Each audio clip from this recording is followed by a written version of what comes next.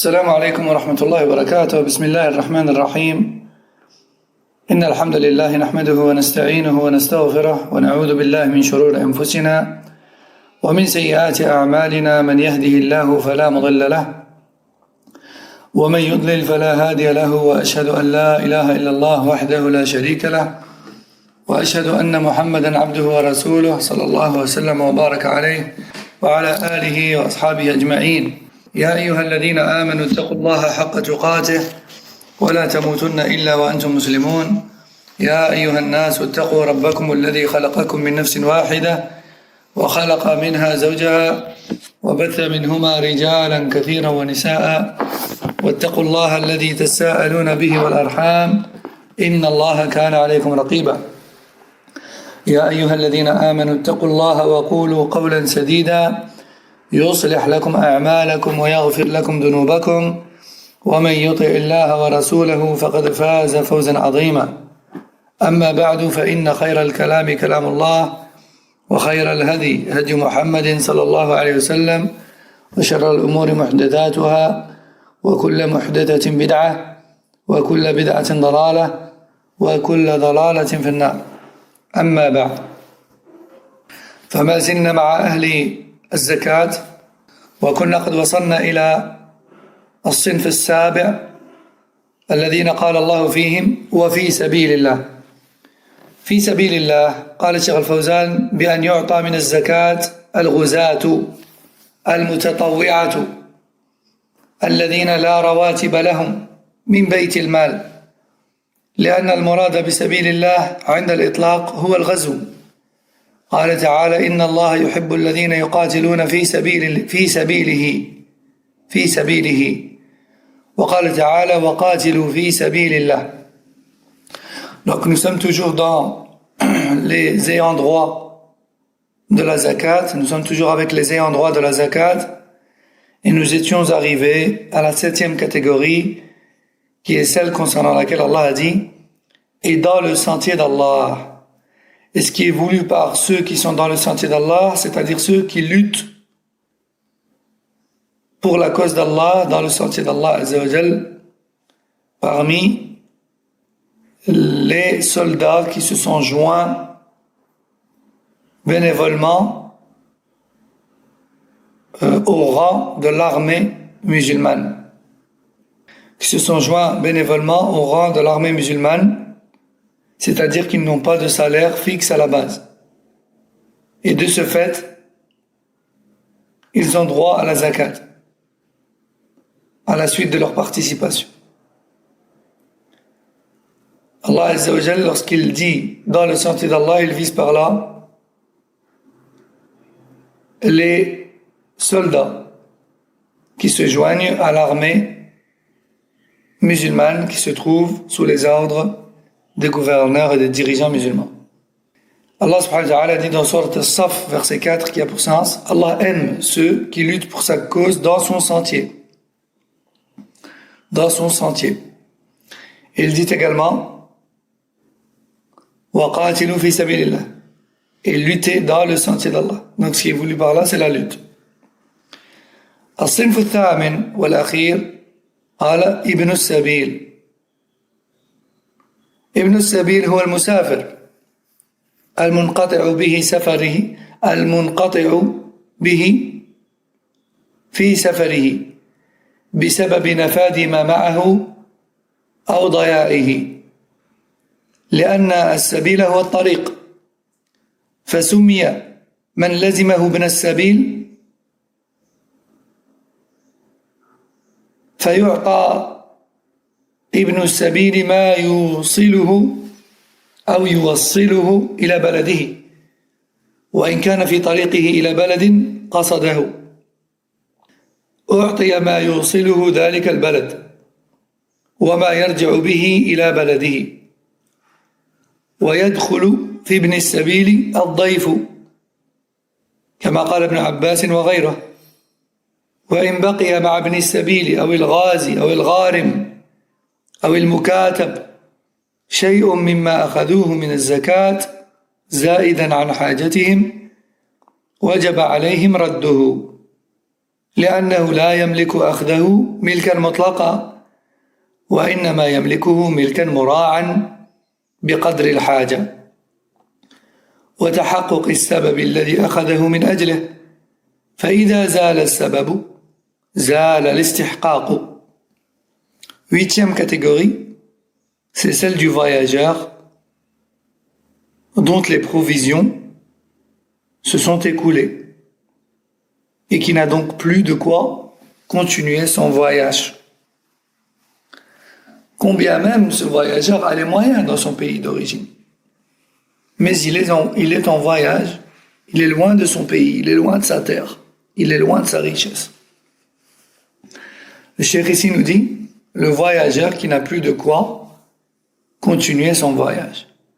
Soit car ce qu'il avait s'était écoulé, ou encore parce qu'il l'a perdu. Ou encore parce qu'il l'a perdu. Il a donc droit à la zakat et à l'aide financière à hauteur du nécessaire pour lui terminer son voyage et revenir jusqu'à chez lui. Non. Et fait partie d'Ibn Sabil également, comme l'a dit Ibn Abbas et d'autres, l'invité. Si quelqu'un te vient en tant qu'invité de loin, qui n'a pas de quoi repartir, il mérite la zakat pour repartir. Non. Cheikh Al-Fawzan nous dit, tous ces ayants droit précédemment cités, s'ils reçoivent en zakat plus que leurs besoins, ils se doivent de rendre la différence. Car en réalité, ils ne possèdent pas la totalité de ce qu'ils ont reçu. Ils ne possèdent, il ne leur revient de droit que la somme nécessaire à leurs besoins. Le reste doit être restitué. ثم قال المؤلف واعلم أنه يجوز صرف جميع الزكاة في صنف واحد من هذه الأصناف المذكورة. قال تعالى وإن تخفوها وتؤتوها الفقراء فهو خير لكم.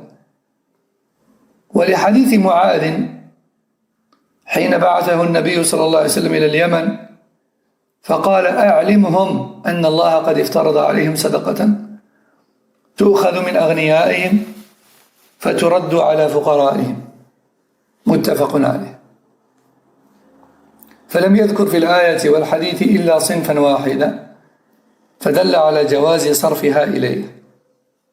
Tout comme il est permis de donner la zakat à une seule de ces 8 catégories. Lorsque tu as une zakat à donner, tu n'es pas dans l'obligation de trouver une personne appartenant à chacune des 8 catégories et de leur partager à tous ta zakat. Non. Ce qui évolue, c'est de la donner à une seule de ces catégories. Yani, si tu la donnes à une seule catégorie, ça suffit. Et si tu la donnes à une seule personne appartenant à une seule catégorie, ça suffit. Le but étant de s'acquitter de la zakat. Et non pas de la donner à chaque catégorie ou bien à une personne de chaque catégorie. Non. La preuve de cela étant la parole d'Allah Tabaraka wa Ta'ala qui est pour ça concernant les aumônes. Si vous cachez vos aumônes et que vous la donnez discrètement aux pauvres, alors ceci est meilleur pour vous. Il a cité que les pauvres, il n'a pas cité les autres.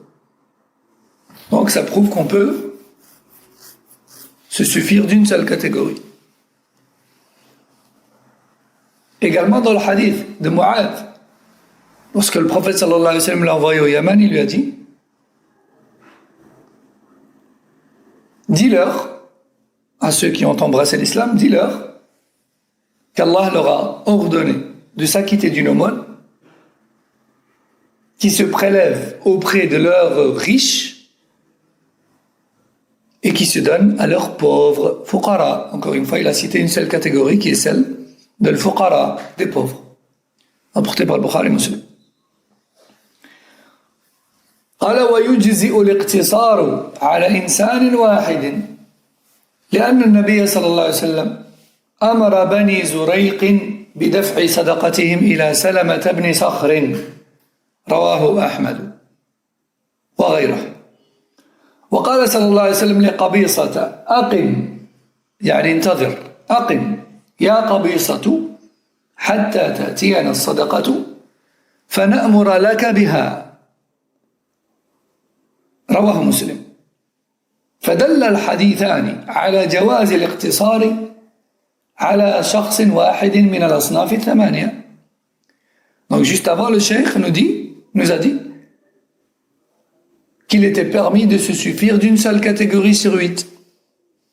Et ici, il nous dit, il est tout à fait possible également de donner une zakat entière à une seule personne.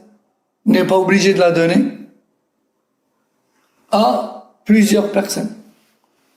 Avec comme preuve le fait que le prophète sallallahu alayhi wa sallam est ordonné un jour à Bani Zurayq de donner tous leur sadaqat à une seule personne qui était Salama ibn Sakhr.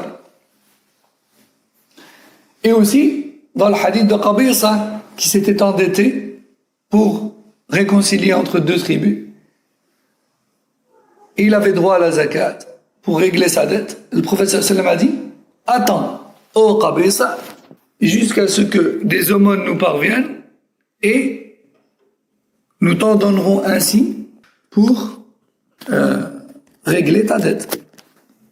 Donc tous ces hadiths, ces deux hadiths prouvent qu'il est permis de donner sa zakat à une seule personne.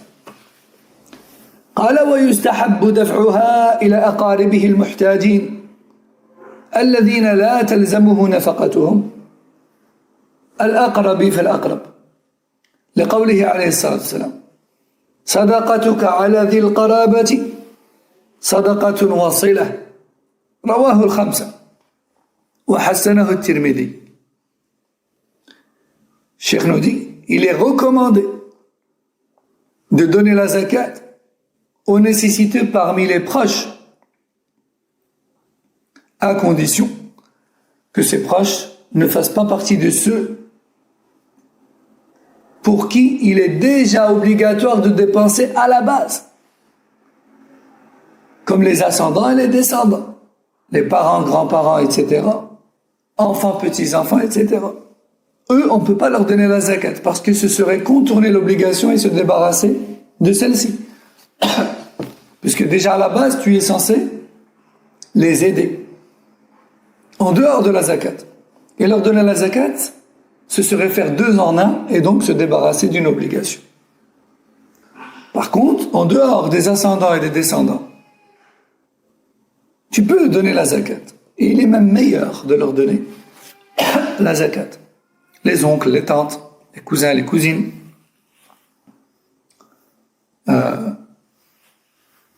les frères, les sœurs, non, les neveux, les nièces, tant qu'ils ne font pas partie ni des ascendants ni des descendants.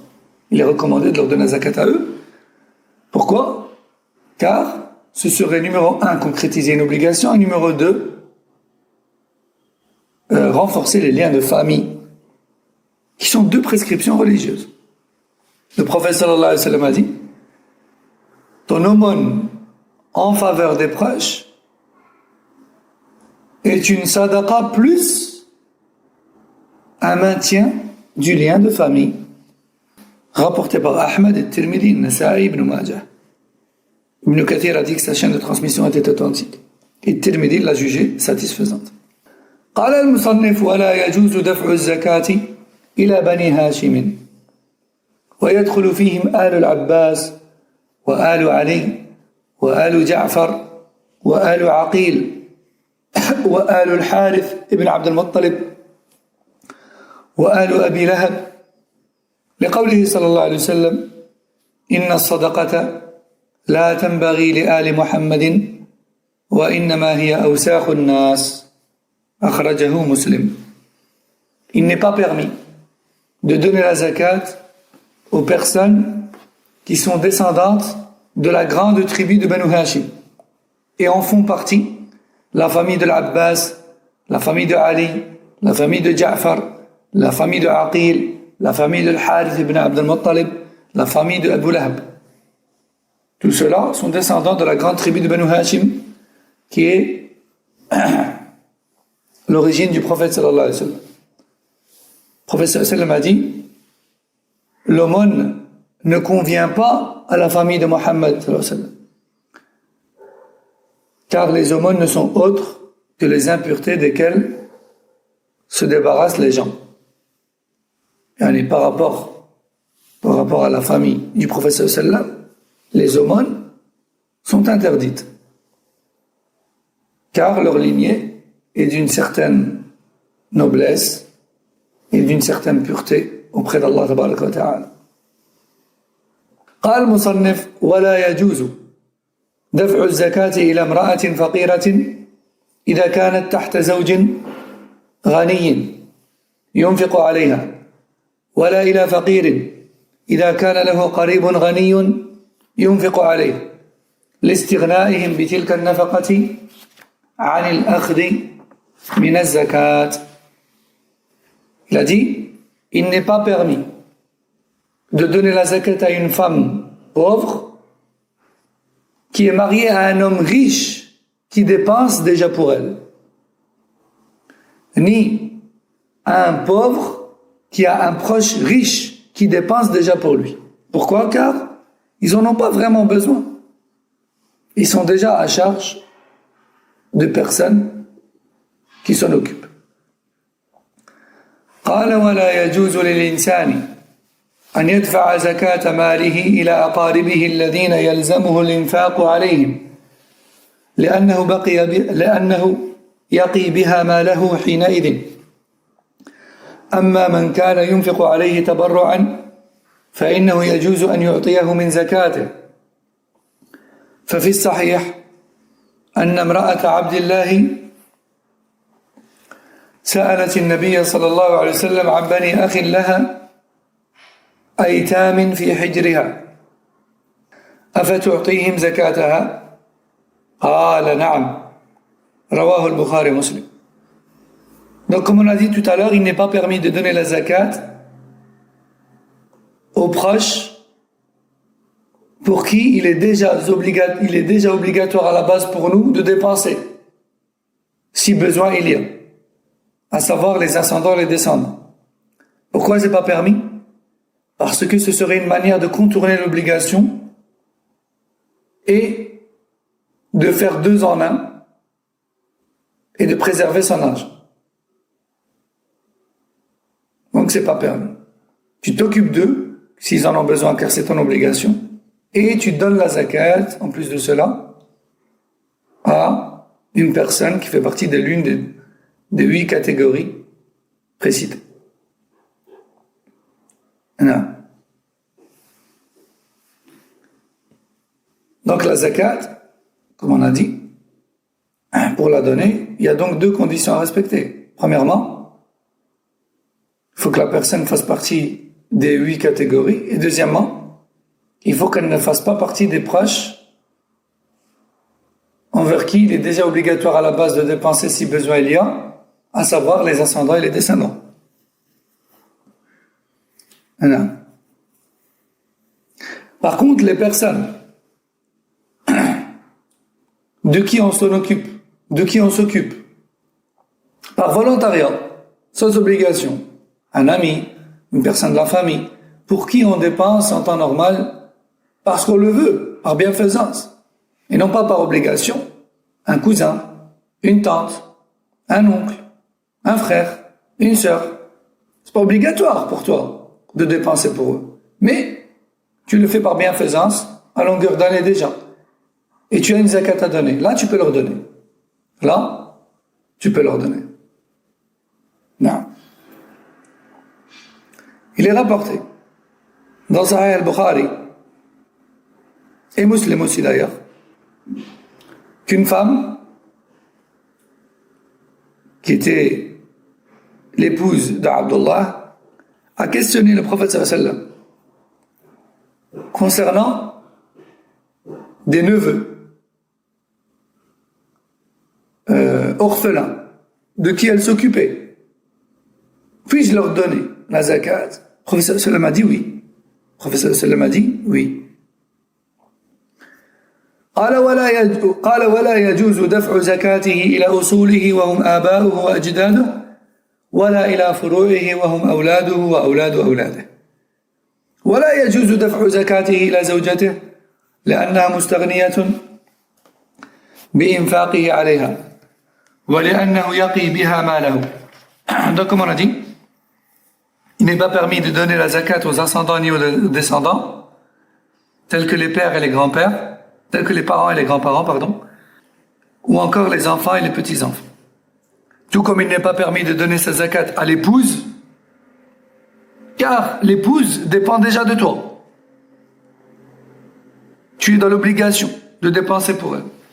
Et donner ta zakat à ton épouse, ce serait te débarrasser d'une obligation et la contourner par une autre obligation, déjà en place. قال ويجب على المسلم أن يتثبت من دفع الزكاة فلو دفعها لمن ظنه مستحقا فتبين أنه غير مستحق أو غير مستحق لم تجزئه وأما إذا تبين عدم استحقاقه فالدفع إليه يجزئ اكتفاء بغلبة الظن ما لم يظهر خلافه لأن النبي صلى الله عليه وسلم حينما أتاه رجلان يسألانه عن الصدقة أو من الصدقة فقلب فيهما البصر ورآهما جلدين فقال إن شئتما أعطيتكما منها ولا حظ فيها لغني ولا لقوي مكتسب رواه أحمد وأبو داود والنسائي. Enfin, on termine en disant qu'il est obligatoire aux musulmans d'avoir un minimum de certitude et de vérifier un minimum le mérite de celui à qui il donne sa zakat. Il faut avoir un minimum de conviction du besoin de cette personne. Et si tu découvres que cette personne ne mérite pas la zakat, alors ta zakat vis-à-vis d'elle est invalide. Par contre, si tu as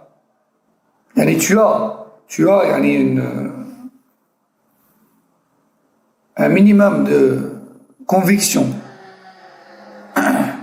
de son besoin et tu n'as rien qui te montre le contraire, alors ta zakat est valide. Ta zakat est valide. En fait, dans la zakat, on se base sur la forte intuition. غلبة الظن. La plus forte intuition. Et même s'il y a un petit doute, tu prends toujours en compte la plus forte intuition. Et tant que tu ne vois pas le contraire, tu lui donnes ta zakat. Car le Rasul sallallahu alayhi wa sallam a reçu un jour deux hommes qui demandaient la zakat. Le prophète sallallahu alayhi wa sallam les a regardés de haut en bas afin d'essayer de distinguer un signe de besoin, et il a vu qu'ils étaient assez costauds physiquement. Alors il leur a dit: si vous voulez, je vous donne la zakat comme demandé, mais sachez tout de même que le riche ainsi que le fort physiquement capable de travailler n'y ont pas droit. Rapporté par Ahmed, Abu Daoud, Al-Nasa'i. On va s'arrêter ici pour aujourd'hui, Inch'Allah. On reprendra la semaine prochaine, bi'idhnillah, avec l'aumône recommandée cette fois-ci. Jusqu'ici, c'était la zakat obligatoire, mais là, c'est l'aumône surérogatoire. Inch'Allah. هذا والله أعلم وصلى الله وسلم على نبينا محمد وعلى آله وصحبه سبحانك اللهم وبحمدك أشهد أن لا إله إلا أنت استغفرك واتوب اليك. السلام عليكم ورحمة الله وبركاته.